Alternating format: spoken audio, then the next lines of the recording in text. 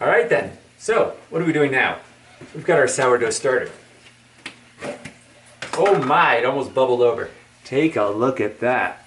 Oh yeah. So, sourdough starter, you notice way too much. What do? You got excess.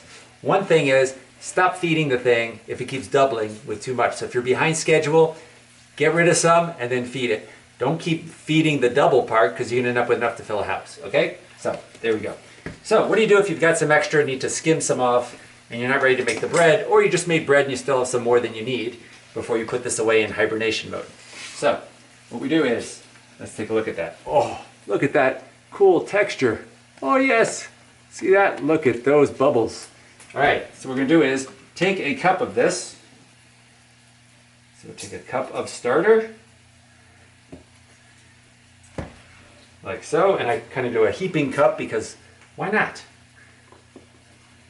Just make some extra. So what are we doing with this? Pancakes. What kind of pancakes? Sourdough pancakes. Wait till you see the ingredient list. Very easy. So, there's our cup. Now you'll notice we have a lot less, which will be perfect for making bagels. Good amount. And we can feed it too to get it nice and good there. And the deal is, as it sits longer and longer, it gets more sour. So feed it more, less sour. Feed it less often, more sour. Got the idea? Okay. So, there we go. We got our cup. Now what else do we need? We need an egg. As always on the show, we have to find an egg. Well, we've got all different colors and things going on. We could choose this really cool grayish duck egg. But I think today, or we could do this speckled one, but I think we should keep that for something else. So what do we do here? Since we're making this for everybody else here, let's use a regular egg. As in a nice chicken egg. And there it is. Oh, look at that. There's your nice chicken egg. Oh, can't see the yolk. There's the yolk. It's hiding. Oh, there it is. Yep. So, trust me, it's in there. And it's a nice orange color, as our eggs always are. So, there's our egg. We now have egg and sourdough. Now, what else do we need? Let's mix that in a little bit. Nice. There we go. Just enough to incorporate it. We're not trying to knead bread or anything. Okay. Now you'll see the color. Yours might not look like this if you use store-bought eggs because you don't get that same orange yolk. All right. So what else? Then, as you know, I hate washing things, so we always go with the things that need the least washing. So baking soda. First, 1/4 teaspoon, quarter teaspoon baking soda. Okay. Now you got the baking powder. You can use the same one because baking soda is already in baking powder. How easy is that? So you take that and you put it in. Open, our can is almost empty. Very nice. So it's actually a 1/2 teaspoon, but again, don't want to wash more things, so 2 of these. So 1/2 teaspoon, or for those who want to, 2/4. All right. And then last, we get some sea salt. 1/4 teaspoon. You're pouring it in, so again, you can use the same one. Let's get that in there. Here we go.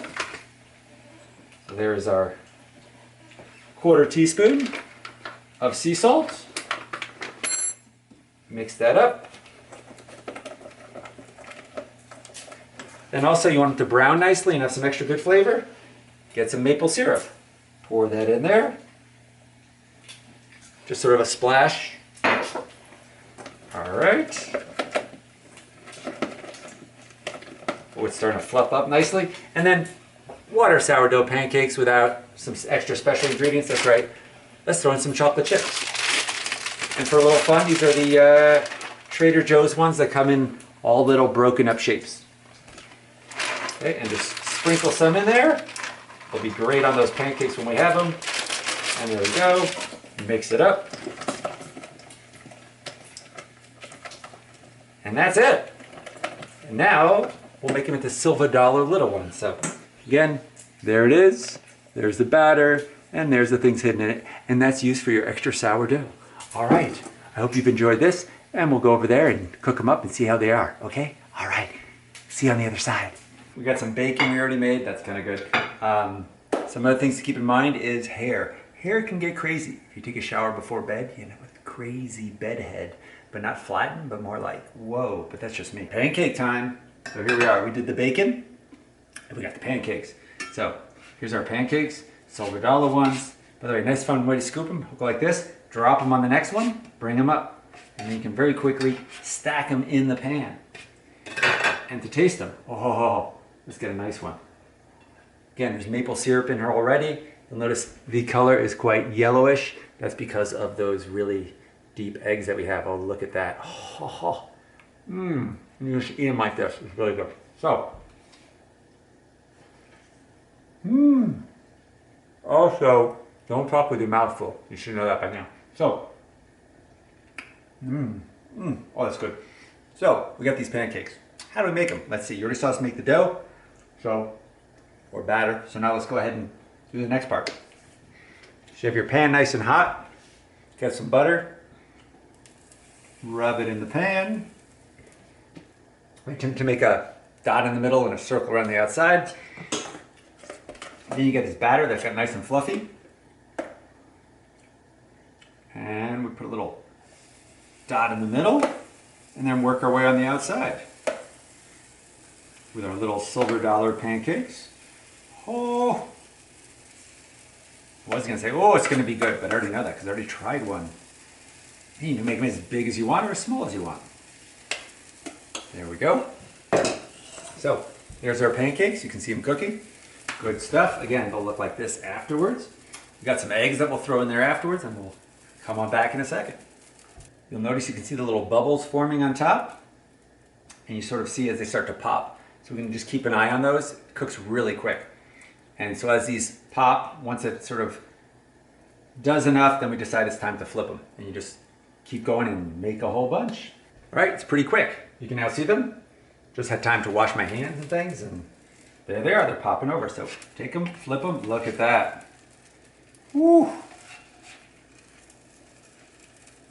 They're sticking together. There we go.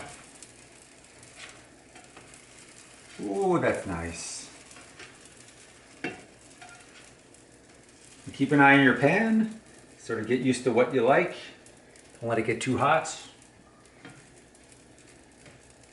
Don't want to burn that chocolate. And on the second side, they really don't sit long. So we just let them hit a little second on the second side, and that's it. So really quick, and you can sort of stack them so they stay warm. What I often do is make one big one and put it on top, and it acts like a blanket. So when you serve them, you got the big one on top, and it keeps everybody else warm. I'll see if I do that later and show you what that looks like. And then we'll make some eggs too. Why not? Some eggs. Because then we got bacon, pancake, eggs. Great breakfast or brunch, depends when you want to have it. And that's it. That's how quick it is. And again, stack them as you pull them.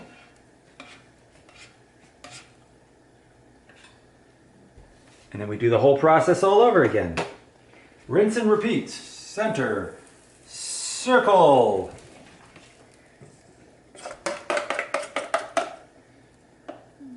Drop in the middle. Friends on the outside. And there is our morning pancake adventure.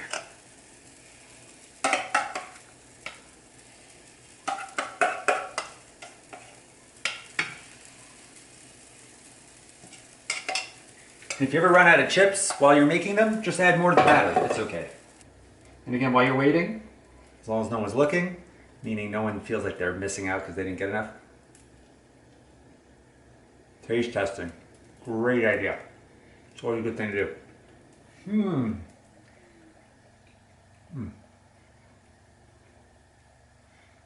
You know, remember, we didn't add any flour because we already had flour in the starter, so. And supposedly, when you use sourdough starter, people who have issues with too much wheat and stuff like that, this will help. I won't say that other word because I don't actually believe in that word, so. All right, so here we go. Again, stack them. And if you decide they taste a little too sour, then that means you didn't feed your starter often enough, and that's why they got a little too sour from doing this. So you have to decide how often you feed it, how much, and then when you hibernate it. And hibernate it, just stick it in the fridge. Done. And then we want to bring it out of hibernation, bring it out, start feeding it again. All right. So We're now going to make that pancake over the top. We don't have that much left, but it gives you the idea. But sometimes I make a really big one in the center. Had this been a really big one, we could then put it on top of the other ones and use it as, like I said, a warming cover, which is kind of a cute idea. Unfortunately, you won't see that today. What you will see is what happens when we find our fun eggs. And let's see what our eggs look like. All right. There we go. Look at that orange egg. This one's a duck egg. They're just a little harder to open, which is why I'm using 2 hands.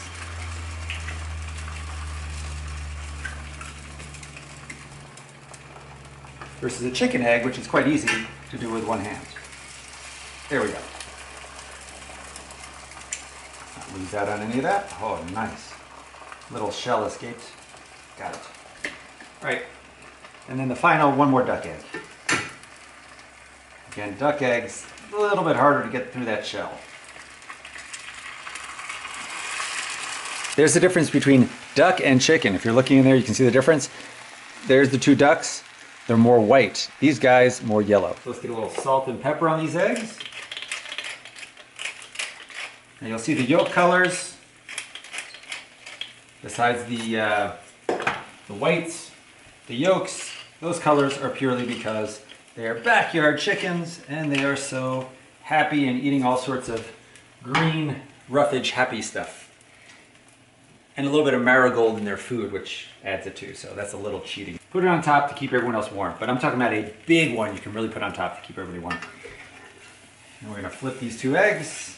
There's our lovely pancakes with some eggs. And again, the eggs, and you really can see how orange those yolks are. Now, one last trick is you can get a fork to eat with some of this, but other things, as I said, these guys, you just kind of want to eat with your hands. And so what do? Well, you want some maple syrup too. So we move that over there. We'll actually take our egg-shaped napkin ring, which just signifies it's mine, and put it under the plate. Now you notice the plate has a slight angle. Now we grab our maple syrup right here. Oh, and we pour it.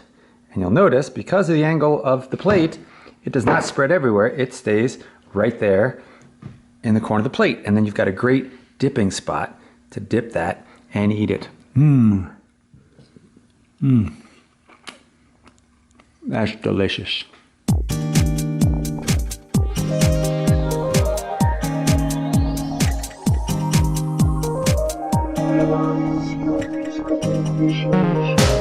A Griff Monster DVD production.